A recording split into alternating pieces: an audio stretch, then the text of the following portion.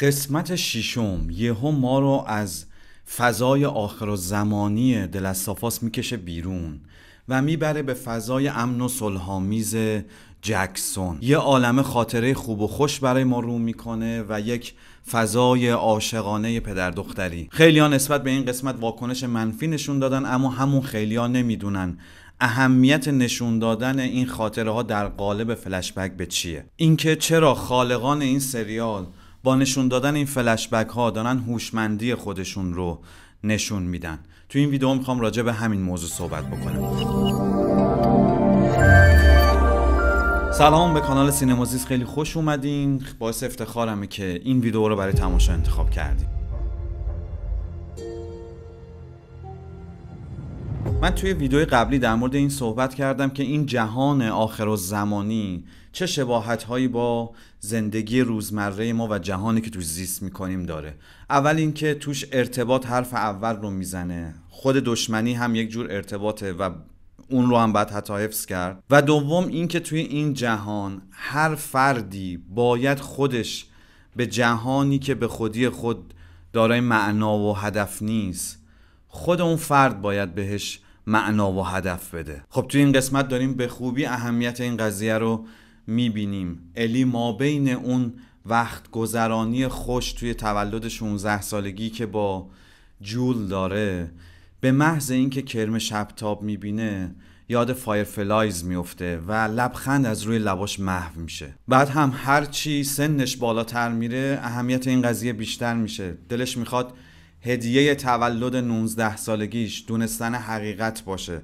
توی این صحنه نشسته و داره تمرین میکنه چطور سوالهایی که داره از جول بپرسه. انگار میخواد که دیگه با واقعیت، با حقیقت مواجه بشه. پس معلومه که توی هرج و مرج این جهان آخرالزمانی داشتن معنایی که توجیه بکنه این همه خشونت و رنجو برای هر فرد خود بقاست.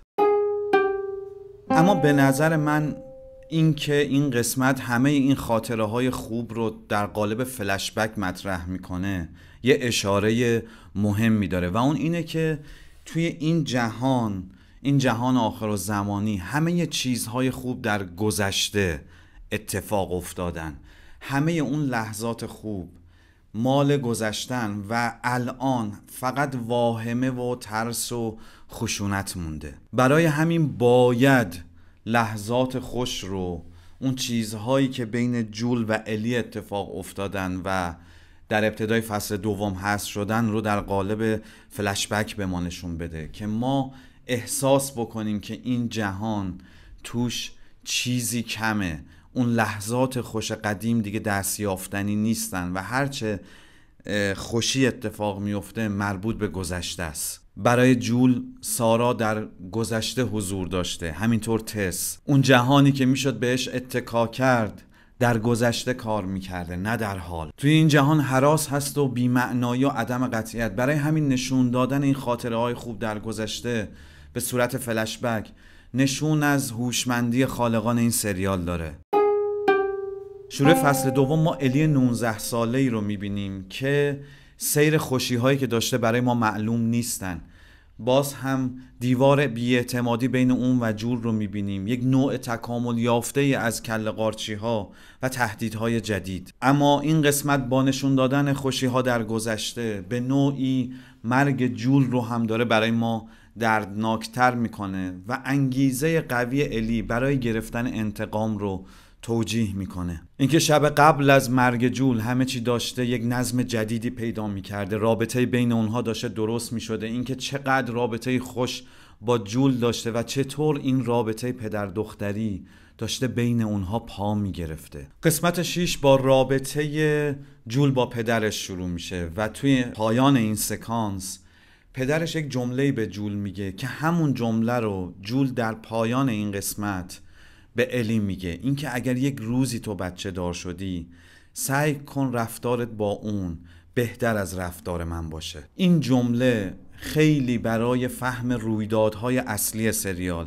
و موضعی که این سریال نسبت به یک دوراهی و معمای اخلاقی داره مهمه. اینکه ما هر کدوم به اندازه توانی که داریم برای بهتر شدن این دنیا کاری بکنیم نزد جول و الی دو تا معنای متفاوتی داره. جول سر یک دوراهی اخلاقی مهم نجات جون الی رو به نجات بشریت ترجیح میده. الی این رو به خودخواهی جول نسبت میده. اما قبل از اینکه به اون درمانگاه فایرفلایز برسن، ما دیدیم که جول جکسون رو دیده و اینکه چطور آدم‌ها حتی در این شرایط دارن در فضای امن و صلح‌آمیز زندگی میکنن.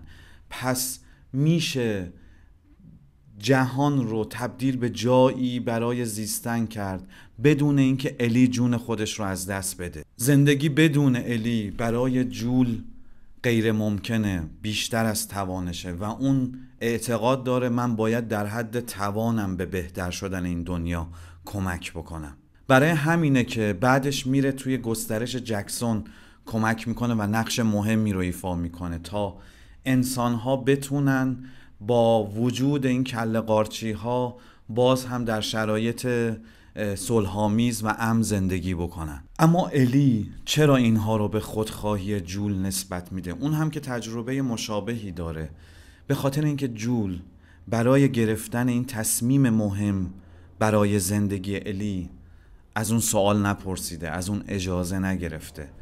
الی احساس میکنه این همه رنج و خشونتی که تحمل کرده با توجه به اینکه یه بچه 12 ساله بوده و روی خوش زندگی رو ندیده، این همه رنج و خشونت برای اینکه 4 تا تیر و تخته رو کنار هم بگذاره و به مرغ و خروسا غذا بده خیلی زیادن. این زندگی ارزش اون همه رنج رو نداره. از نظر الی باید کار بزرگی کرد و اون چیزی که برای جول معنای زندگی میده برای الی معنای مرگ تدریجی رو داره. این معنای دوگانه و متناقض به خوبی با آوردن نماد پروانه یا شاپرک جور در میاد. جول روی گیتاری که برای الی درست میکنه یک نشان پروانه حکاکی میکنه. الی روی دستش که همون جای گزیدگی هاست و سوزونده تتوی شاپرک یا پروانه میزنه. روی دیوار اتاقش پر از طرحهایی از شاپرک و پروانه. جول بهش میگه که این یک نشونه تغییر و رشده و الی تایید میکنه. اما وقتی پیش روانشناس میره، همون گیل، بهش میگه نه، پروانه نشانه تغییره، شاپرک نشونه مرگه. جالب نیست؟ الی اون جایی رو تتوی شاپرک زده که جای گزیدگی هاست و این گزیدگی ها خودشون نماد مرگن. الی از این شکل از مرگ مسونه و برای همینه که برای اون شاپرک نماد تغییر و رشده، میخواد یه کار بزرگ انجام بده. تازه برای الی این شکل ها خیلی شبیه لوگوی فایرفلایزه. شعار فایرفلایز اینه که به سمت نور بیا. پروانه و شاپرک انقدر شیفته نور آتشن که انقدر به اون نزدیک میشن تا در نهایت بالهاشون میسوزه و میمیرن. این شکل از رشد و تکامل نهایتاً به مرگ میرسه و الی هیچ مشکلی با این قضیه نداره. به هدیه‌های تولدی که سریال نشون میده دقت کنین. اول یه گیتار، بعد بازدید از یک موزه فضانوردی که آرزوی کودکی الی بوده، اما در تولد 19 سالگیش تنها چیزی که اون برای کادو میخواد خود حقیقته.